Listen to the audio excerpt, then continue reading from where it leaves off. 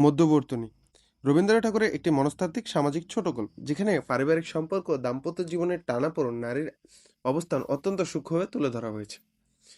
এখানে মধ্যবর্তী বলতে এমন একজন নারীকে বোঝানো হয়েছে যিনি দুই সম্পর্ক আর দুই পক্ষের মাঝখানে দাঁড়িয়ে পরিস্থিতিকে ভারসাম্য দেওয়ার চেষ্টা করে।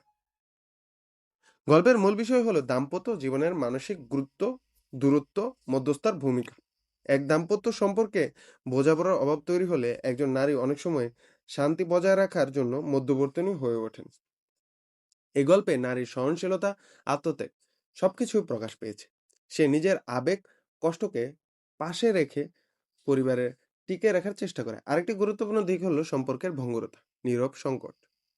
বাইরে থেকে সব ঠিক মনে হলেও ভেতরে সম্পর্কের মধ্যে দূরত্ব তৈরি হয়। গল্পে আবেগ বনাম দায়িত্ববোধ এ সবকিছুই দেখানো হয়েছে। ব্যক্তিগত সুখের চেয়ে অনেক সময় পারিবারিক শাস্তিকে বেশি গুরুত্ব দিতে হয়।